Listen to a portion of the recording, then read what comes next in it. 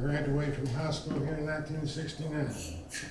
And it'd be the pleasure for me to be part of this celebration of the transfer of the old Hammond High School from the Hazard Technical Community College to the Appalachian Artisan Center. There were many people involved in this, including Governor Brashear, Dr. Ryan Quarles, Dr. Jennifer Linden, Bill Weinberg, and Doug Nazelrode. It is a joyous occasion. It makes me feel so proud.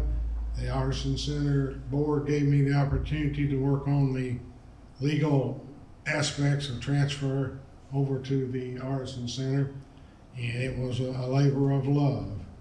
This is going to be a wonderful permanent home for the guitar factory and for the blacksmith shop. And Doug, you did a great job on the design. This is a beautiful, beautiful facility. I've worked so hard and put so much into this, but I want to acknowledge the Doug and his boys as they go through recovery and the serious good work that they do. It's just wonderful to have this available in this community.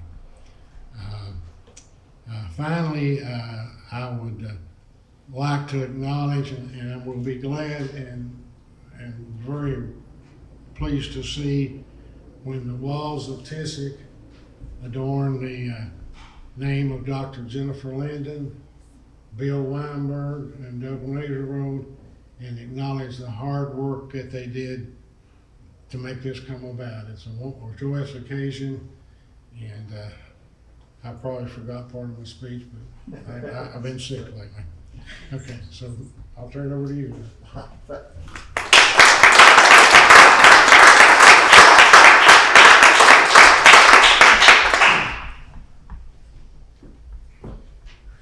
Thank you, everyone. Good morning. Good morning. Oh, there you go. Thank you all for coming. As probably most of you know, I'm Doug Nazelrode, and in this lineup, I've decided that we would throw caution to the wind and bring Dr. Ron Penn up here to talk to us a little bit about what's happened from his point of view. And I always love to hear Ron talk. Ron, I guess I have to introduce you a little bit. You just did. Well, yeah, the day of the Great Flood, we were covered with mud and water just like everyone. This room was full, the flood was everywhere, the floor was gone, We couldn't even get in and out to try to salvage what was left. One of the first people who showed up with a shovel, and then we're talking about in late July, who showed up with a shovel and lit into it and dug a path to the door over there. So you remember that, right? Of that wonderful mud. One of the first people to get here was Ron. And I'd like y'all to welcome him.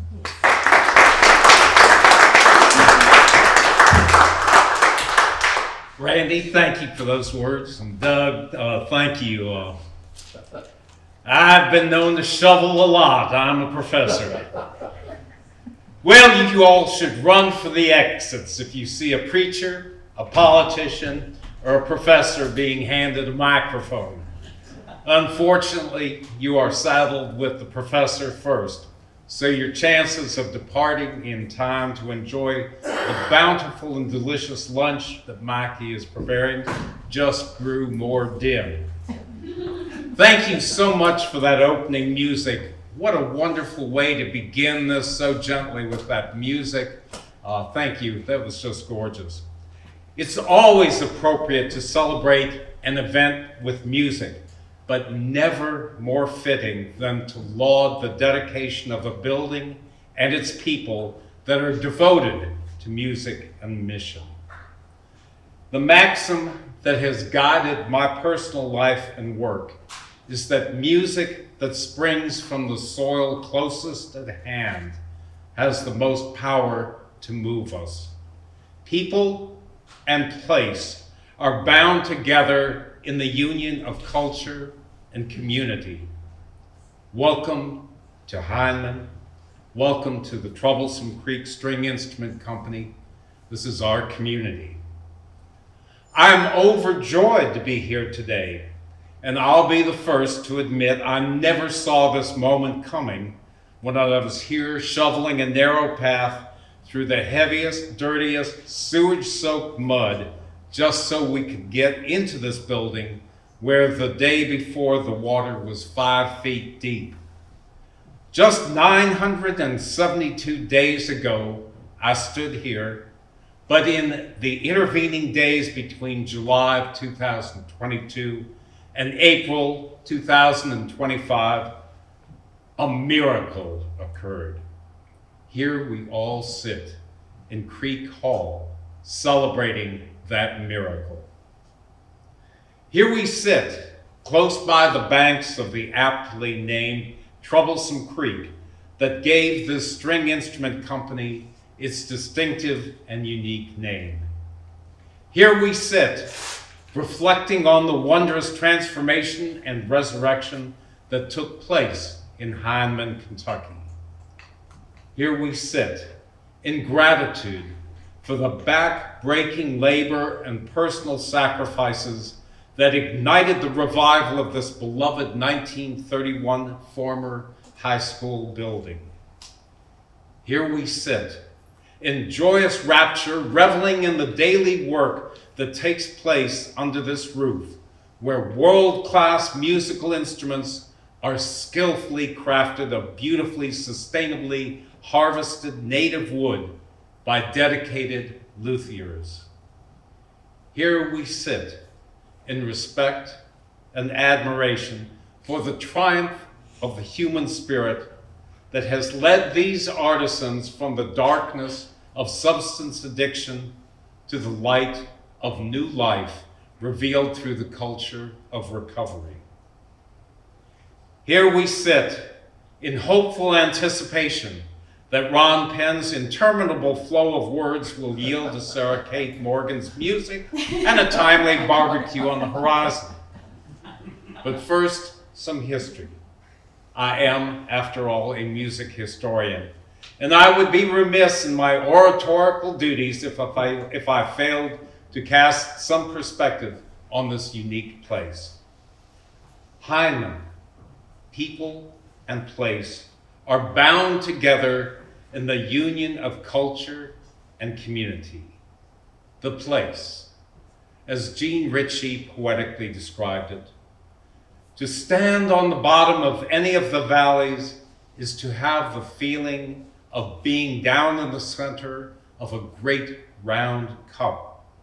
To stand on top of one of the narrow ridges is like balancing on top of one of the innermost petals of a gigantic rose, from which you can see all around you the other petals falling away in wide rings on the horizon. This is also a Jean Ritchie quote. Down in some lone valley, in a lonesome place, where the wild birds do whistle and their notes do increase, the people. Most of you are familiar with the names that populate this place. Sloan, Ritchie, Hall, Combs, Stacy, Ambergy, Everidge, Stamper, Caudle, Cornett, and others. People whose roots are rooted deeply in the narrow bottomland and cling persistently to the rocky hillsides. Successive generations have nurtured a traditional culture marked by oral history, storytelling, dance, crafts, quilting, basket making, weaving, pottery, and music. When the first rural settlement school in the country was established here in 1902, Catherine Pettit, May Stone, and their teachers nurtured and encouraged the local arts and crafts, preserving a culture that was vanishing in the face of 20th century industrial incursions. The culture. The dulcimer was enshrined as the Kentucky state musical instrument by our legislature in 2001. The fluorescence of the dulcimer in late 19th century Heinemann could be compared to 18th century Cremona, Italy, the heart of the violin luthier. Our own Antonio Stradivarius, Uncle Ed Thomas, created fine instruments distinguished by the characteristic hourglass shape with the inverted heart sound holes. Will Singleton built instruments for Gene Ritchie's family, who were neighbors. McKinley Craft fashioned instruments that became the model for the vast McSpadden factory that has churned out thousands and thousands of dulcimers. And Jethro Ambergy, as shop teacher at the Settlement School, made thousands of instruments that fueled the dulcimer revival of the 1960s through the 1980s. Successive waves of folklorists and collectors such as Cecil Sharp, John Jacob Niles, and Olive Dane Campbell found their way to Heinemann to capture the wealth of venerable balladry and song. Josiah Combs, a graduate of the very first Settlement School class, went to Paris, France, where he wrote his doctoral thesis on the folk songs of the United States. That was 1925, and he wrote it in French. He based his work on the research he had just growing up in Knott County. He was born in Hazard, but he moved here at an early age, so it counts. The Settlement School sustained this cultural activity through the 21st century through initiatives such as Family Folk Week, Kentucky Writers Workshop, and the Pick and Bow program, whose director is standing right over there. And this is where the past and the present and the future become deliciously entangled. In 2001, Governor Paul Patton, in concert with Dr. Jay Box, who at the time was president of Hazard Community College, provided a community development grant that created a school of craft to be located in the renovated former Heinemann High School. At the same time, the Appalachian Artisan Center was created to assist artists and artisans in creating an economy based on the traditional heritage associated with mountain culture here. The school never fully lived up to its vision, but the Appalachian Artisan Center continued to develop, providing arts education and a showcase for regional artistry.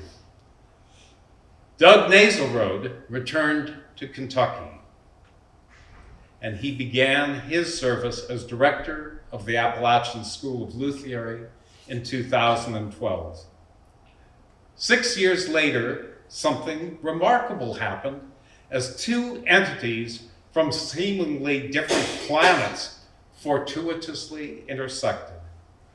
As the Knott County Drug Court and Hickory Hill Recovery Center were engaged in a struggle to contain rampant opiate addiction, the Appalachian Artisan Center's School of Luthiery was engaged in crafting dulcimers, modeled after Uncle Ed Thomas's instruments, and teaching folks how to build those instruments.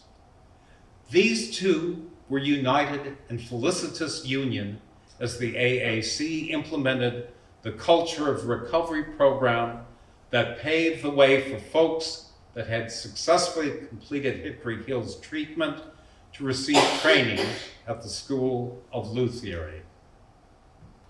The next step was the creation of the Troublesome Creek String Instrument Company, located in the repurposed School of Craft in this very building.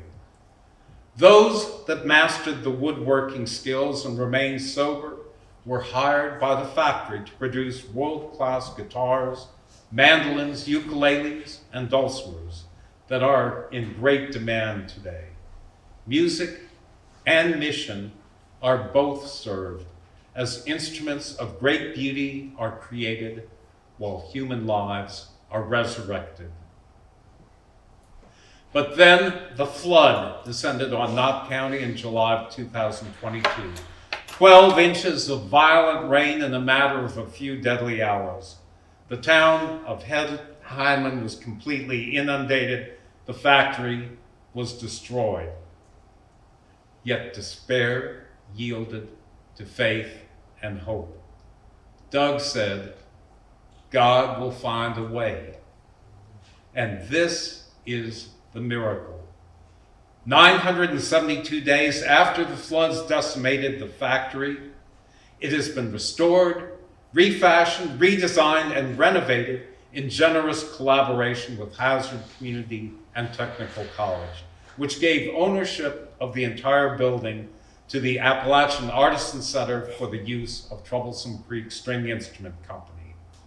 And we, as Noah, watching the flood waters recede, are granted the beauty of a rainbow sign, a covenant. God gave Noah the rainbow sign, and here we all sit in Creek Hall celebrating that miracle. Hallelujah! And now it is my great pleasure to hand the program over to Sarah Kate Morgan, that Kentucky songbird, Hyman Settlement School's Traditional Arts Education Director, a dulcimer virtuoso, insightful songwriter, and a Kentucky songbird. Sarah Kate.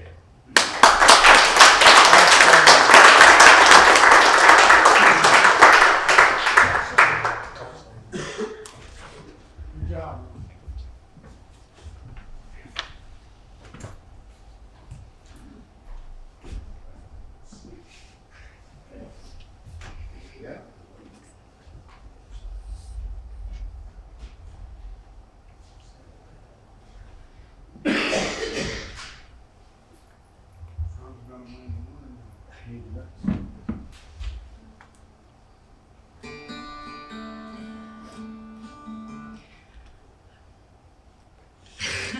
Every time I step foot in this place, it feels like I'm stepping into sacred ground.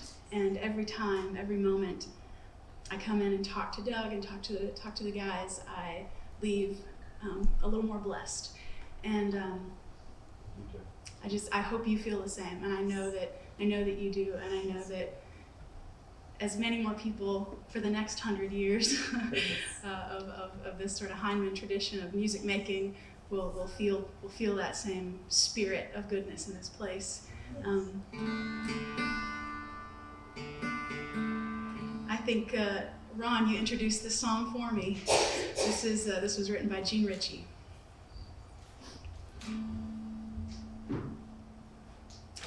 Oh, the dark was a-comin', and the day was a-fallin', and I thought that the day was done.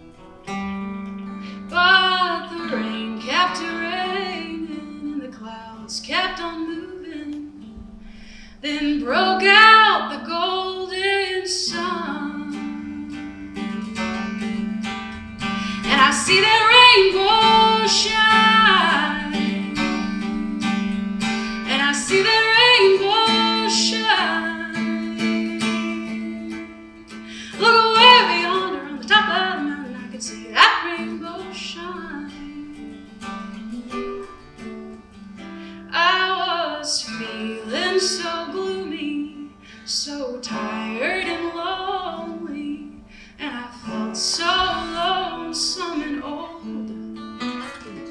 But the rain kept raining, and the clouds kept on moving, and the rainbow filled my soul. And I see that rainbow shine, I see that rainbow shine. Look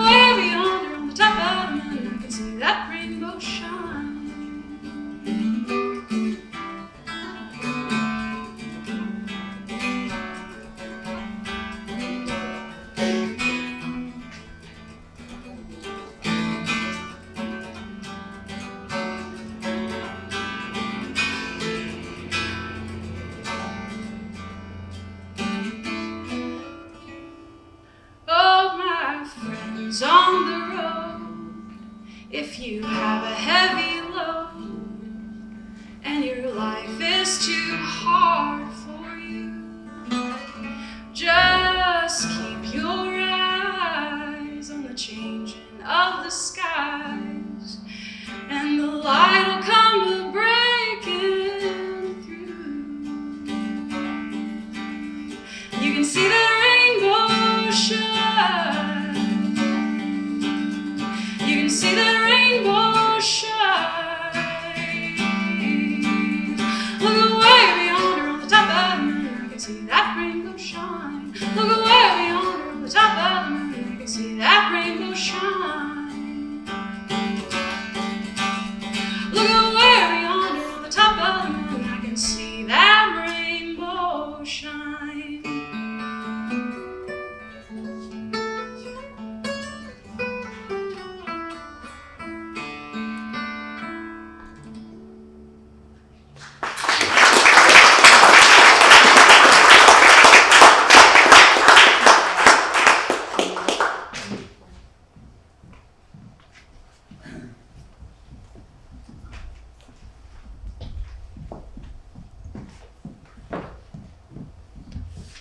It does not get any better than that. Sarah Kate Morgan, come on, guys.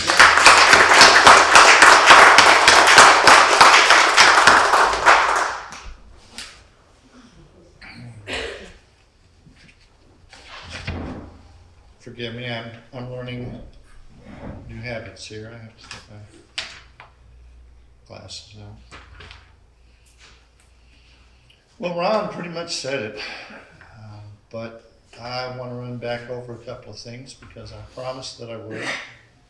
And for me, it's a big part of this because it's thanks and remembrance. Like Ron, I have to look at this place as a miracle. I look back over my shoulder at the past 6 years, and two words come up: but God. Those are two words that weave a thread through the story of this place, right up to this place, this moment, right up to this special day. Ever since the vision of this place was first conceived, we have struck some hard obstacles in our path. And at times we've just been stopped dead in our tracks. I can admit that. And I frequently tell stories about these things. But we found help. On one such occasion, about 10 years ago, we suddenly found ourselves without expected operational funding.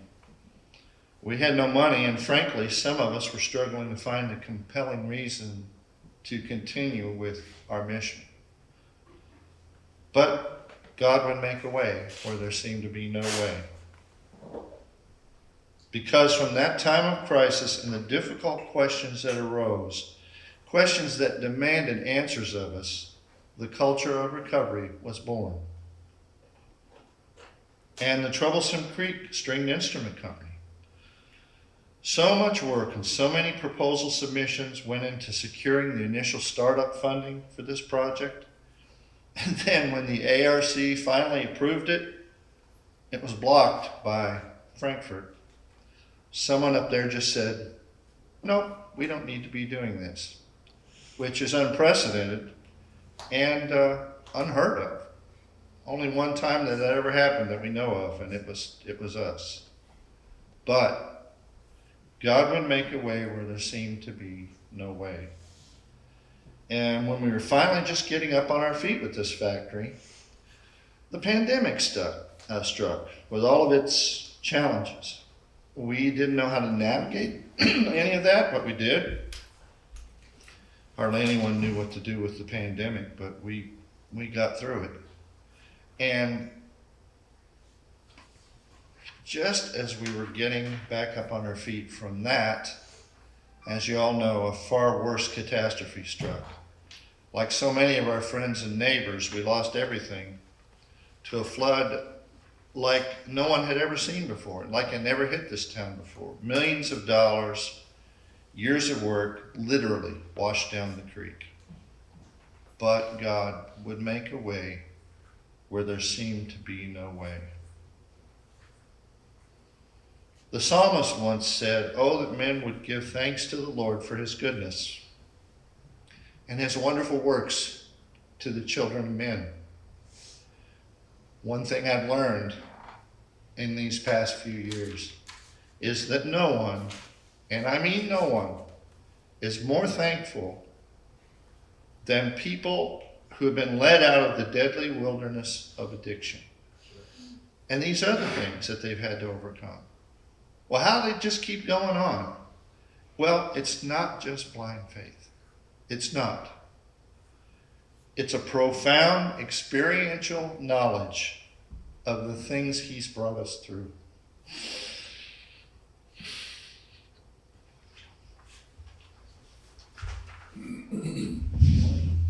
Sorry. Takes me a minute to compose myself here. While no one can say that the days ahead of us are going to be easy, we don't know what the days ahead of us will bring. We can abide within the certainty of the knowledge, and therein lies our commitment to the future. On this day of dedication, as individuals, as a group, as a community, as Appalachians, let us all agree to bow our heads in remembrance of those we lost and give thanks to the Lord above for all the things he's brought us through.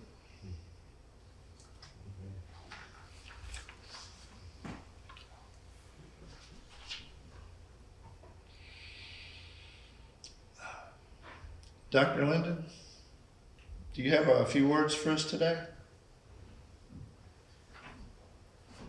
I want you all to welcome our hero here, Dr. Jennifer.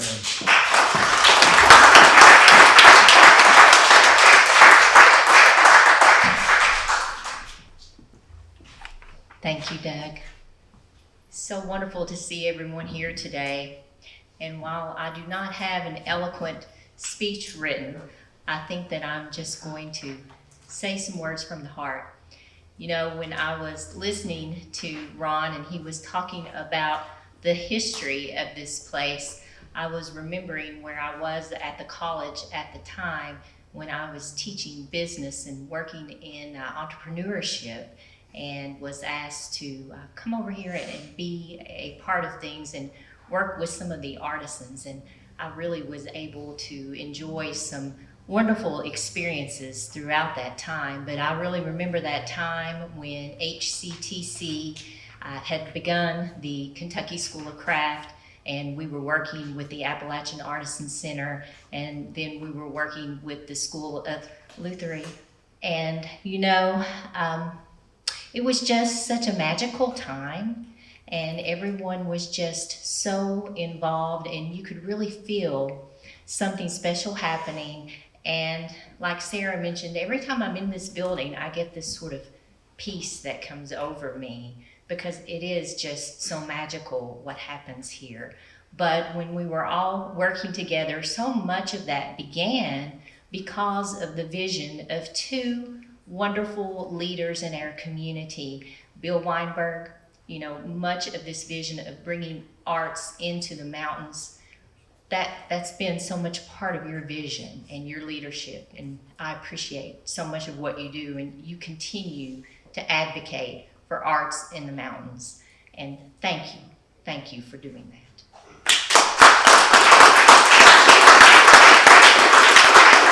We need that advocacy. We need that advocacy right now. And you and Lois as well, you're always here, every event, and you can tell that you have that passion for the arts. And two, Dr. J. Box, you know, he's been one of my mentors throughout the years, and he was working with Bill at the time, and that's really what he wanted to do, was develop these arts types of communities here in the mountains, because really those arts communities already existed here, and he just wanted to develop them a little bit further. So he wanted to do that with the Kentucky School of Craft, and then with the Kentucky School of Bluegrass and Traditional Music located in Hyden, Kentucky. So we still have the School of Bluegrass, and that is still hanging in there and building up and trying to get stronger through the leadership of Dean Osborne, and we have a number of individuals involved with that, and also Troublesome Creek String Instrument is involved with the School of Bluegrass as well, because some of those students will pick up instruments that have been made by Troublesome Creek. So as things developed, and like you heard from Ron, the classes, some of them worked out here, some of them didn't, but we really got to a point where we weren't using the building as much as we had before, and there was an opportunity for Troublesome Creek to come in and really utilize the woodworking lab, really bring it back to life and revive it. And I was so glad to be able to welcome Doug and his students and the good work that they did. And that was a time when the building just became full of life again, and they were working through that, and everything was going well despite the pandemic, and no one knew what to do with that. But despite the pandemic, things were still going well. And then unfortunately we had the flood of 2022, and no one really knew what to do. I can remember walking the streets of Hyndman right after the flood with Bill, and we were looking at the Artisan Center, and everything was just in dismay and disarray, and no one really knew what to do. I think we were all in shock. And so we just began to pick up the pieces and work with our neighbors, and we were able to figure out some things. Luckily, we had some insurance, and we were able to begin to rebuild. And it was everyone was coming in here and rebuilding. People sitting right here, Ron and others, Doug was here, and his students and his employees, just about every single day, working, cleaning, doing whatever they could to pick up the pieces. And these are individuals who had already worked so hard to pick up the pieces of their lives, and they had lost everything again, and then they were having to pick up again and build back. But I think that's too what makes this story so special, is that it is a story of resilience. It's a story of the Appalachian Artisan Center and Troublesome Creek String Instrument working through so many hardships and building back through a pandemic, through a flood. And it's the story of resilience of the employees and the students who are there, who are working every day, who are working to build back the pieces of their lives and then give back to their communities by building these wonderful, beautiful instruments. And so I think it's just a circle, a continuous circle of Appalachians helping Appalachians and doing what we do best, being resilient. And I would be amiss if I didn't also thank Randy Campbell and our other leaders at the Appalachian Artisan Center, because they are here working with Doug, working with Bill, working with myself and others every day to make sure that we keep giving the arts back to the mountains. So I hope that's what we can keep on doing, is keep on giving the arts back to the mountains. Thank you. Yeah.